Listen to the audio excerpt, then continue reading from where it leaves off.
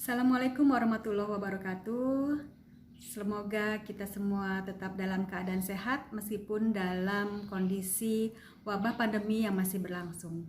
Ya, teman-teman semua, kita tetap harus menjaga kesehatan agar terhindar dari penyakit ini. Nah, teman-teman semua, pada sharing pengetahuan sosiologi kali ini kita akan sedikit membahas tentang nilai-nilai sosial.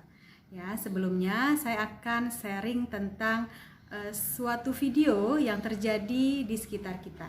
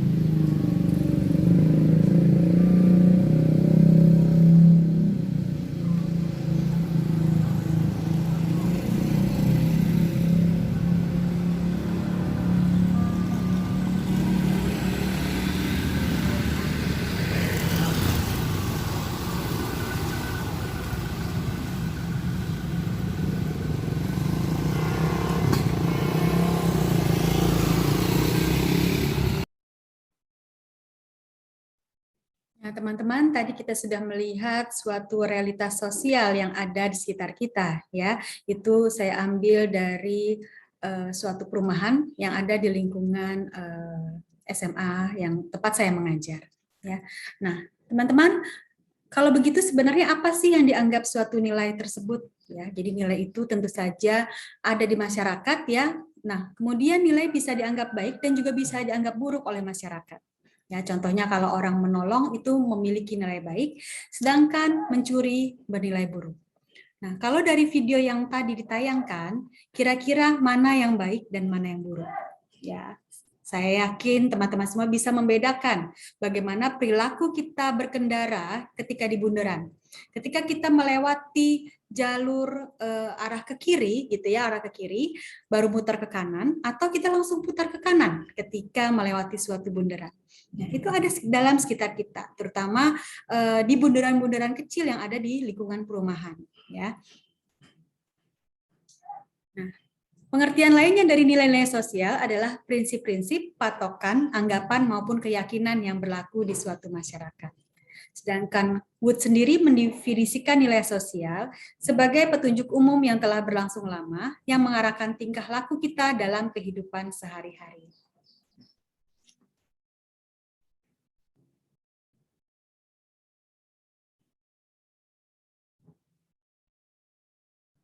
Ciri-ciri nilai sosial ini ada beberapa, ya.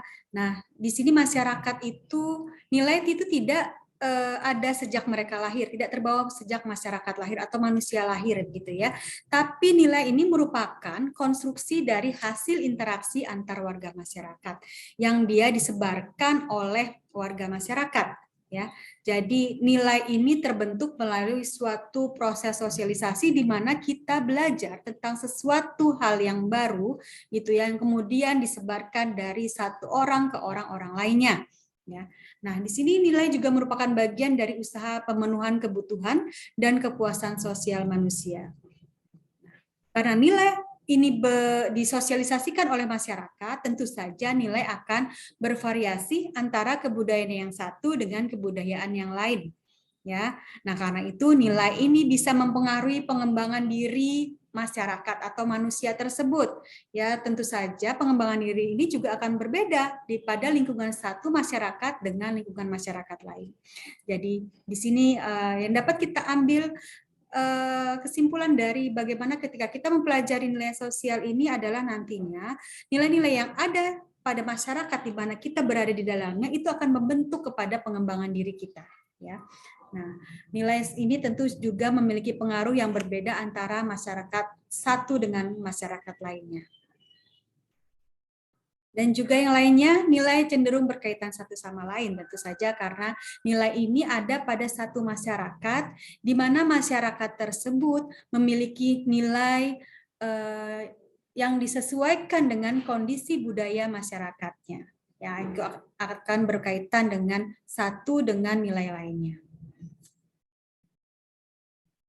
Menurut Profesor Nontonegoro, ya, nilai memiliki 3 bentuk, yaitu nilai material, nilai vital, dan nilai kerohanian. Ya. Nilai material itu yang seperti apa? Yang berguna bagi jasmani manusia. Ya.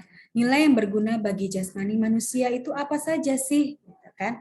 Contohnya adalah kalau kita ingin istirahat gitu ya, tentu saja kita membutuhkan suatu tempat tinggal atau suatu ruangan yang nyaman untuk kita bisa beristirahat gitu ya, rumah gitu kan. Mungkin kendaraan dan sebagainya itu adalah berguna bagi jasmani kita. Ya, kemudian yang lainnya yaitu nilai vital, nilai yang berguna bagi rohani dan jasmani manusia untuk dapat mengadakan kegiatan atau aktivitas. Ya, nilai vital misalnya kalau kita ingin menulis, apa sih yang kita butuhkan? Tentu saja kita misalnya membutuhkan sebuah kertas dan sebuah pena. Ketika kita ingin menulis, contohnya yang nilai vitalnya adalah kertas dan pena, atau alat-alat lainnya yang bisa kita gunakan untuk menulis tersebut. Nah, selanjutnya ada nilai kerohanian, yaitu segala sesuatu yang berguna bagi rohani manusia. Nah, yang pertama yaitu nilai kebenaran, bersumber pada unsur akal manusia, yaitu rasio, budi, ataupun cipta kita. Ya, jadi pada akal kita bahwa hal tersebut ini benar atau salah. Nah, selanjutnya ada nilai keindahan, yaitu nilai yang bersumber pada unsur perasaan estetika manusia. Ya. Indah itu yang seperti apa sih? Misalnya kalau kita berada dalam kelas, ketika banyak sampah di dalam kelas, atau ketika aturan tata letak meja dan kursinya tidak beraturan, ya, apakah itu suatu keindahan? Saya rasa tidak, ya. Tentu saja kalau kita ingin melihat suasana kelas yang estetikanya baik, tentu saja harus bersih, gitu kan. Kemudian peletakan meja dan kursi mungkin harus dibuat yang indah. Apakah menghadap ke depan semua, ataukah kita bentuk liter L, atau kita bentuk suatu lingkaran dan sebagainya. Bagaimana kita mengaturnya itu menjadi sesuatu yang berestetika atau indah, gitu ya. Nah, selanjutnya juga ada nilai moral ataupun kebaikan. Nah, ini bersumber pada unsur kehendak atau kemauan kita. Ya. Kemudian juga ada nilai religius, yaitu nilai ketuhanan yang tertinggi mutlak, gitu ya. Jadi nilai religius yang seperti apa? Misalnya, saya adalah umat Muslim, maka nilai religius saya adalah saya harus beribadah sesuai dengan keyakinan saya. Contohnya, saya harus sholat, gitu ya. Saya harus mungkin melakukan kebaikan-kebaikan, ya. Kemudian mengerjakan tilawah. Nah, itu adalah nilai-nilai dari ketuhanan. Nah, selanjutnya ada Walter Everett yang merinci nilai sosial menjadi 5, yaitu nilai ekonomi, rekreasi, perserikatan, dan kejasmanian dan watak. Jadi di sini saya akan mengkategorikan beberapa macam nilai sosial, ya. Ada menurut tadi menurut Everett, ya, kemudian menurut Profesor Notonegoro, kemudian berdasarkan ciri-ciri yang lainnya, ada juga nilai dominan dan nilai mendarah daging. Apa sih yang dimaksud dengan nilai dominan dan nilai mendarah daging ini? Ya, kalau nilai dominan ini adalah nilai yang dianggap penting daripada nilai lainnya. Ya, ukuran dominan tidaknya suatu nilai didasarkan pada hal bahwa banyak orang yang menganut nilai tersebut. Jadi banyak orang yang menganut nilai tersebut. Kemudian berapa lama nilai tersebut dianut oleh masyarakat? Kemudian tinggi rendahnya usaha orang untuk dapat melaksanakan nilai tersebut, ya. Kita bisa contohkan di sini kalau kita sedang merayakan hari raya Idul Fitri ataupun merayakan bagi umat Kristiani merayakan Natal, itu ada tradisi mudik di hari-hari besar keagamaan, ya.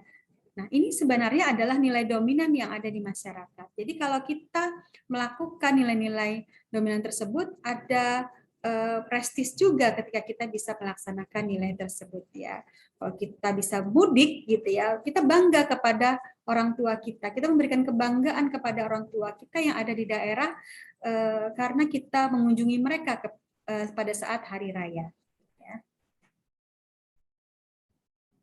Selanjutnya juga ada nilai mendarah daging. Nah, nilai mendarah daging ini menjadi kepribadian atau kebiasaan kita, sehingga kalau kita tidak melakukannya, maka kita merasa itu tidak nyaman, ya, tidak baik bagi kita, gitu kan. Nah, ini nilai-nilai ini tersosialisasi sejak seseorang ini masih kecil. Ya, jadi kalau ini tidak kita lakukan, ini kita merasa malu.